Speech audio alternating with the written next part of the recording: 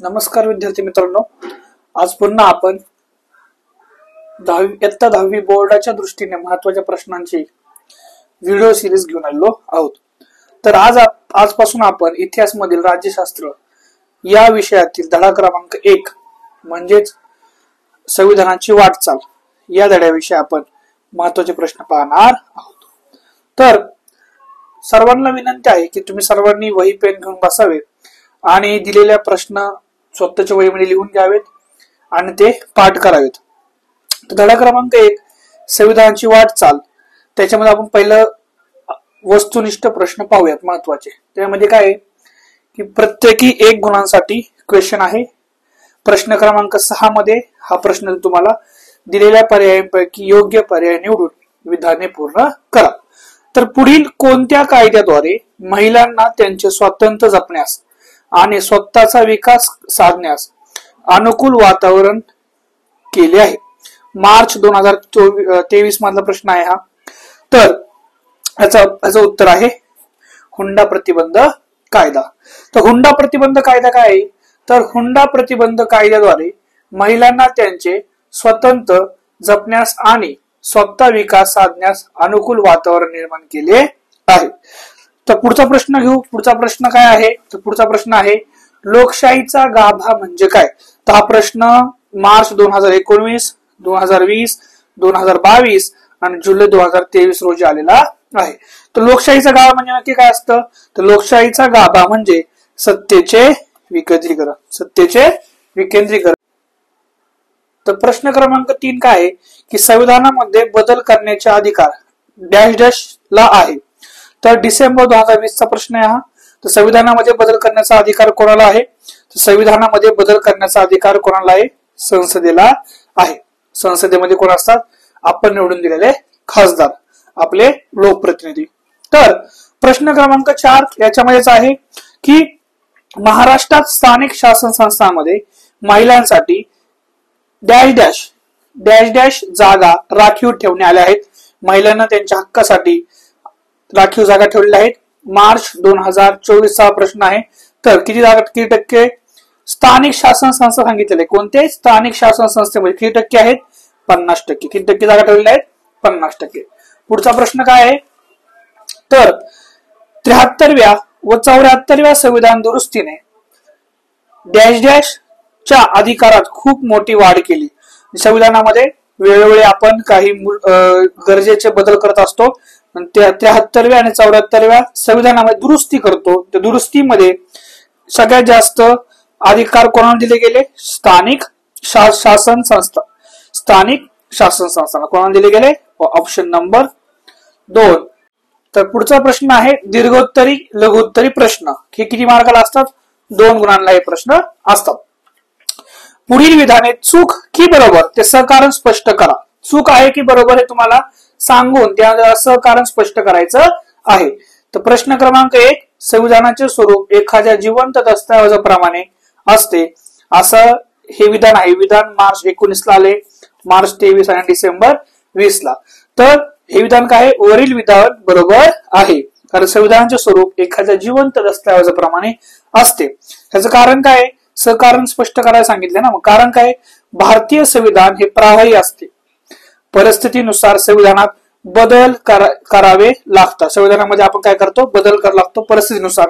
पण संविधानाच्या मूलभूत चौकटीमध्ये बदल करता येत नाही। संविधानाची जी मूलभूत चौकट आहे त्यामध्ये कोणतेही बदल करता येत नाही। संविधानात बदल करण्याचा अधिकार संसदेला आहे। कोणाला आहे अधिकार? संसदेला आहे। मात्र संविधानात बदल करताना संसदेने संविधानाच्या मूलभूत चौकटीला धक्का लागू देऊ नये अशी भूमिका न्यायालयाने घेतली आहे। म्हणून परिस्थितीनुरूप यात होणाऱ्या बदलांमुळे संविधानाचे स्वरूप एखाद्या जिवंत दस्तऐवजाप्रमाणे असते। समजला? IMP प्रश्न होता हा मार्च 19, 23, 2020 हा खूप वेळा रिपीट झालेला प्रश्न आहे। तर पुढचा प्रश्न काय आहे की न्यायालयाच्या विविध विषयातील निर्णयातून भारतातील राजकीय प्रक्रिया परिपक्व होण्यास मदत झाली। मार्च 2020 चा प्रश्न आहे। चुकी बरोबर तुम्हाला सांगायचं आहे। तर प्रश्न काय पुन्हा एकदा वाचतो। न्यायालयाच्या विविध विषयातील निर्णयातून भारतातील राजकीय प्रक्रिया परिपक्व होण्यास मदत झाली आहे. तर वरील विधान बरोबर आहे. तर का बरोबर आहे? कारण संविधानातील मूलभूत हक्कांद्वारे नागरिकांना म्हणजे आपल्याला मिळालेले संरक्षण अधिक अर्थपूर्ण करण्याच्या दृष्टीने न्यायालयाने अनेक निर्णय दिले आहेत. पॉइंट नंबर 2, न्यायालयाने ज्या काही महत्वाच्या विषयांवर निर्णय दिले आहेत त्यामध्ये बालकांचे हक्क, मानवी हक्काची जपणूक, महिलांची प्रतिष्ठा आणि त्यांचा सन्मान राखण्याची गरज, तसेच व्यक्ती स्वातंत्र्य, आदिवासी सक्षमीकरण यासारख्या विषयांचा समावेश होतो. म्हणून न्यायालयाच्या विविध विषयांवरील निर्णयातून भारतातील राजकीय प्रक्रिया परिपक्व होते. ठीक आहे. तर पुढील प्रश्न काय? भारतीय लोकशाही जगातील सर्वात मोठी लोकशाही मानली जाते. चूक की बरोबर? तर वरील विधान बरोबर आहे. का बरोबर आहे?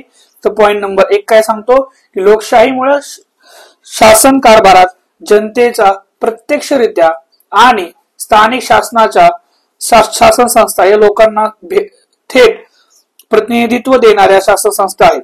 पॉइंट नंबर 2, ठराविक मुदतीनंतर मुक्त आणि न्याय वातावरणामध्ये होणाऱ्या निवडणुका हे लोकशाहीचे यशच मानले जाते. 21 वर्ष वयाची अट निश्चित करून प्रत्येक भारतीय स्त्री व पुरुषाला संविधान दिलेला मतदानाचा हक्क आणखीनच व्यापक करत मतदाराचे वय किती केले? 21 वरून किती केले गेले? 18 केले गेले. यामुळे युवा वर्गालाही राजकीय अवकाश लाभले आहे. भारतातील लोकशाहीची व्याप्ती वाढवणाऱ्या अशा बदलांमुळेच भारतीय लोकशाही जगातील सर्वात मोठी लोकशाही मानली जाते. तर अशा प्रकारे 3 प्रश्न होते तुम्हाला. चूक बरोबर धडा क्रमांक 1 आणि त्याचे सहकारण सुद्धा आपण स्पष्ट केले आहे. त्याच्यामध्ये तर पुढील प्रश्न क्रमांक 8 आपण घेऊया. संकल्पना स्पष्ट करा. तर प्रश्न क्रमांक 1 काय की माहितीचा अधिकार. हा प्रश्न मार्च 2019, 2020, जुलै 2022 आणि जुलै 2023 ला प्रश्न आलेला आहे. तर माहितीचा अधिकार या विषयावर तुम्हाला संकल्पना म्हणजे टिप्पा लिहायच्यात. तर माहितीचा अधिकार काय असतो? प्रशासनात पारदर्शकता आणि उत्तरदायित्व हे सुशासनाची 2 वैशिष्ट्ये आहेत. ती प्रत्यक्षात आणण्यासाठी भारतीय नागरिकांना माहितीचा अधिकार देण्यात आला आहे. माहितीचा अधिकार हा लोकशाहीमध्ये नागरिकांचे सक्षमीकरण करण्याचा एक प्रयत्न आहे. यामुळे जनतेचा राज्यकारभारात प्रत्यक्ष सहभाग वाढत आहे. शासन आणि नागरिक यांच्यातील संवादामुळे लोकशाही अधिक सकस, सुदृढ व बळकट होण्यास मदत होत आहे. तर पुढचा प्रश्न काय आहे आपल्याला की हक्क आधारित दृष्टिकोन. हा प्रश्न खूप महत्वाचा आहे. मार्च 2024 ला म्हणजेच आता गेलेल्या पेपर मध्ये हा प्रश्न आलेला होता. त्याचं उत्तर काय लिहिता तुम्ही? तर हक्क आधारित दृष्टिकोन काय असतो? स्वतंत्र नंतरच्या काही दशकांमध्ये भारताचे लोकशाहीकरण व्हावे यासाठी अनेक सुधारणा करण्यात आल्या, परंतु यामध्ये नागरिकांकडे लाभार्थी म्हणून पाहण्याचा दृष्टिकोन होता. मात्र काही दशकांमध्ये या सुधारणा नागरिकांचा हक्क आहेत या भूमिकेतून केल्या गेल्या. म्हणजे शासन आपल्यासाठी जेवढ्या सुधारणा करतो ते सुधारणा करण्याचा आणि महत्व काय? कारण हा काय नागरिकांचा एक हक्कच आहे. तुम्हाला गव्हर्नमेंट हॉस्पिटल, दवाखाने पुरवणे, तुम्हाला व्यवस्थित परिवहन संस्था पुरवणे, म्हणजे गाड्या ट्रान्सपोर्ट पुरवणे, त्यानंतर तुम्हाला शाळा आणि इतर गोष्टी पुरवणे हा काय नागरिकांचा हक्क आहे. यानुसार भारतीय नागरिकांना माहितीचा अधिकार, शिक्षणाचा अधिकार व अन्न सुरक्षेचा अधिकार मिळाला आहे. पुढचा प्रश्न काय बघूया आपण. चला तर मताधिकार डिसेंबर 2020 चा प्रश्न आहे. तर भारतीय संविधानाने प्रत्येक प्रौढ व्यक्तीस मत देण्याचा अधिकार दिला. स्वातंत्र्य प्राप्तीनंतर प्रत्येक भारतीय स्त्री आणि पुरुषाला 21 वर्ष वयाची अट निश्चित करून मताधिकार दिला होता. मतदाराचे वय 21 वरून 18 करून मताधिकार आणखी व्यापक करण्यात आला.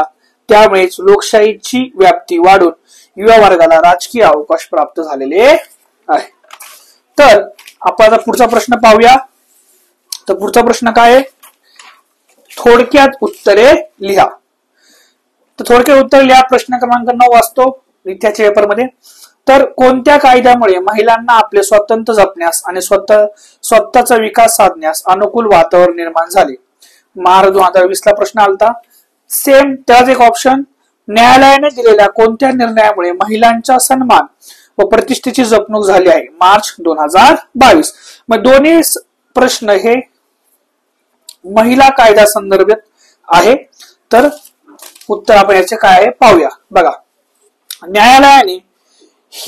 न्यायालयाने व्यक्तीच्या हक्काचे संरक्षण करतात ही एक संकल्पना. न्यायालय ही व्यक्तीच्या हक्काचे संरक्षण करतात ही संकल्पना न्यायालयाच्या आपल्याला सर्वांना माहितच आहे. म्हणूनच महिला सक्षमीकरणासाठी समाजात महिलांवर होणारे अत्याचार रोखण्यासाठी न्यायालयाने काही कायदे केले आहेत. उदाहरणार्थ, हुंडा प्रतिबंध कायदा हे एक महत्वाचे पाऊल आहे. स्त्रीची प्रतिष्ठा व आत्मसन्मान राखण्याची आवश्यकता या कायद्याने अधोरेखित केली आहे. वडिलांचा व पतीच्या संपत्तीत महिलांना समान वाटा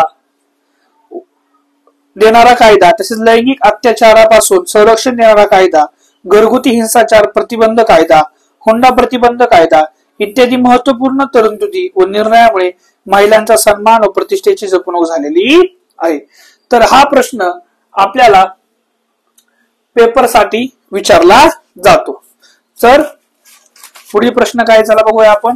तर पुढील प्रश्न आहे, सामाजिक न्याय प्रस्थापित करणे म्हणजे काय? हा प्रश्न 2023 आणि 24 ला आलेला होता. तर सगळ्यांना लक्षात घ्यायचंय, रिपीट झालेला प्रश्न आहे हा. मग सामाजिक न्याय प्रस्थापित करणे म्हणजे काय? तर काय असतो सामाजिक न्याय? ज्या ज्या सामाजिक बाबींमुळे व्यक्तीवर अन्याय होतो तो दूर करून व्यक्ती सर्वांचा समान दर्जा आहे याचा आग्रह धरणे, म्हणूनच सामाजिक न्याय प्रस्थापित करणे होय. जात, धर्म, भाषा, लिंग, जन्मस्थान, वंश, संपत्ती इत्यादींच्या आधारे श्रेष्ठ किंवा कनिष्ठ असा भेद न करणे, विकासाची समान संधी उपलब्ध करून देणे हे न्याय व समतेमागील उद्दिष्ट आहे. संविधानाने सामाजिक न्याय व समता या मूल्यांवर आधारित एक नवा समाज निर्माण करण्याचा मार्ग स्पष्ट केला आहे. यासाठी सर्व समाज घटकांना सामावून घेण्याबाबत काही प्रयत्न केले जातात. उदाहरणार्थ, अनुसूचित जाती व अनुसूचित जमाती यांच्यावरील अत्याचारापासून संरक्षण देणारा कायदा, त्यासोबत वंचित घटकांना शिक्षण व रोजगारामध्ये राखीव जागा, त्यासोबत अल्पसंख्याकांना समतेचा हक्क, स्वातंत्र्याचा हक्क, सांस्कृतिक व शैक्षणिक हक्क याबाबत तरतुदी, तसेच स्त्रियांसाठीचे विविध कायदे इत्यादी. तर मित्रांनो, आपण आज राज्यशास्त्र धडा क्रमांक 1 किती बघितला? धडा क्रमांक 1 यामधील महत्वाचे प्रश्न पाहिले. आणि तुम्हाला काय करायचंय, हे महत्वाचे प्रश्न करायचे आहेत. त्यासोबत धडा क्रमांक 1 चा स्वाध्याय तुम्हाला पूर्ण वाचून पाठ करायचा आहे. याच्या बाहेरच क्वचितच येईल. आपल्याला तर पूर्ण स्वाध्याय पाठ करणं महत्वाचं आहे. त्यासोबत हे जे आता जे प्रश्न होते मागील गेल्या काही वर्षांचे होते त्यासोबत मी त्यांचं तुम्हाला उत्तर समजून सांगितलेली आहेत. तर चला आपण यानंतर पुढील धड्यामध्ये म्हणजे धडा क्रमांक 2 मध्ये लवकरच भेटूया. हा तुम्हाला व्हिडिओ आवडल्यास नक्की तुमच्या मित्रमैत्रिणींपर्यंत पोहोचवा. धन्यवाद.